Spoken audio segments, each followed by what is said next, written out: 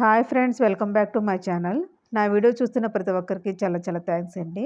నేను ఈ వీడియోలో వచ్చేసి బొట్టు ఏ వేలుతో పెట్టుకోవాలి, బొట్టు పెట్టుకునేటప్పుడు ఏ నియమాలు పాటిస్తే బావుంటుందని చెప్పేసి చెప్తానండి. ఈ వీడియోలో అయితే తెలియచేస్తాను దాని గురించైతే. మ్యారేజ్ అయినటువంటి స్త్రీ అయితే అయుతనానికి గుర్తు అండి బొట్టు. ఇది హిందూ సాంప్రదాయం కదా! బొట్టు పెట్టుకోవడం వచ్చేసి ఒక అందం మాత్రం ఇవ్వడం కూడా కాదు, ఆరోగ్యాన్ని కూడా ఇస్తుందనమాట. స్త్రీకి అందాన్నిచ్చేది కళ్ళకి కాటుక, ముఖానికొచ్చేసి బొట్టు. ఎంత అందంగా మనం రెడీ అయినా కూడా నుదుట బొట్టు పెట్టుకోలేదనుకోండి, ఏదో వెల్తీగా ఉంటుంది, కళగా అనిపించదు కూడాను. అందుకే బొట్టయితే పెట్టుకుంటూ ఉంటుంటారు. హిందూ సాంప్రదాయంలో బొట్టు పెట్టుకోవడానికి చాలా ప్రాముఖ్యత ఉందండి. అదైతే మీకు చెప్తానిప్పుడు. పెళ్ళైన మహిళలొచ్చేసి తప్పనిసరిగా పాపిడి మధ్యతో కుంకుమ ధరిస్తూ ఉంటారు. అది భర్త క్షేమానికి, సౌభాగ్యాన్ని సూచిస్తుందనమాట. మరీ ముఖ్యంగా పెళ్ళైన వారికి ఐదోతనాన్ని సూచిస్తుంది. నుదుటన బ్రహ్మదేవుడు కొలువై ఉంటారు అంటారండి. జ్ఞాపక శక్తికి, ఆలోచన శక్తికి నుదిటి భాగం స్థానం అనమాట.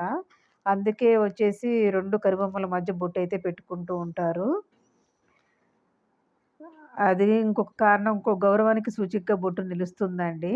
అందుకే ఏమైనా శుభకార్యాలు పిలవడానికి ఎళ్ళినప్పుడైతే బొట్టు పెట్టి పిలుస్తూ ఉంటారు గదండీ! అది అందరికీ తెలిసిన విషయమే. ఎట్లా ఆహ్వానించడం అనేది బొట్టు పెట్టి, కుంకుమ, సింధూరం, గంధం ఇలా రకరకాలుగా పెట్టుకుంటూ ఉంటుంటారు. బొట్టు పెట్టుకోవడం వల్ల ఆరోగ్యానికైతే మేలు జరుగుతుందండి. అది అట్లా నాడులొచ్చేసి ఉత్తేజితమవుతాయి. అలాగే తలనొప్పి గూడా తగ్గుతుంది అంటారండి.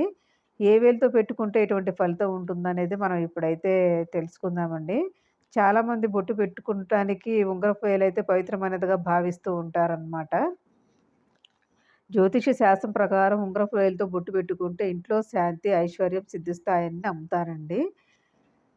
దేవతల చిత్రపటాలకు బొట్టు పెట్టేటప్పుడు గూడా ఉంగరపు వేలునే ఉపయోగించాలనమాట. ఈ వేలు స్థానం వచ్చేసి సూర్యునిదనమాట. ఈ సూర్యునిది కావటం వల్ల ఆయన శక్తి అనేది మనలోకి వస్తుందని ఒక నమ్మకమండి. చిటికెన వేలుతో అయితే బొట్టయితే పెట్టుకోకూడదండి. ఇలా అని హిందూ గ్రంథాలు వెల్లడిస్తున్నాయన్నమాట. అట్లానే మధ్య వేలుతో కూడా బొట్టు పెట్టుకోవచ్చు. శనిదేవుడు మధ్య వేలు మూలంలో ఉంటారంటారనమాట. ఇట్లా ఉంటుందండి. ఒక్కొక్క వేలుతో ఒక్కొక్కటి పెట్టుకోవడం వల్ల ఆ స్థానాలేంటి అనేది.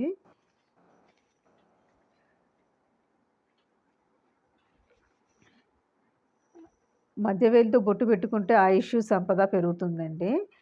చూపుడు వేలుతో మాత్రం బొట్టయితే పెట్టుకోకూడదు. అది మృతదేహంపై బొట్టు పెట్టడం కోసం మాత్రమే ఉపయోగిస్తారు. ఇలా పెట్టడం వల్ల మోక్షం లభిస్తుందని చెప్పేసి జ్యోతిష శాస్త్రం చెప్తుందండి. అట్లానే బొటనవ్రేలు తీసుకుందాం ఇప్పుడు. ఇది శుక్రుని స్థానం అండి. ఆరోగ్యాన్ని ప్రసాదించే గ్రహంగా అయితే పేర్కొంటారనమాట. మనం ఎరుపు రంగే ఎందుకు పెట్టుకోవాలి అంటే, బొట్టు అనగానే ఎరుపు రంగు పెట్టుకుంటారు. 4 ముఖాలు కలిగినటువంటి బ్రహ్మదేవుడు రంగు ఎరుపనమాట.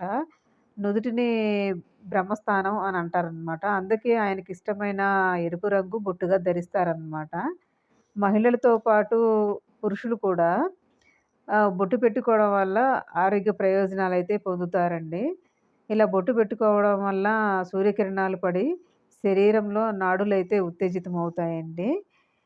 ఇదండి ఈ బొట్టు ఏ వేలుతో పెట్టుకుంటే ఏంటి అనేది దానికి సంబంధించిన ఇన్ఫర్మేషన్ అయితే మీకు అర్థమయ్యే ఉంటుందని అనుకుంటున్నానండి.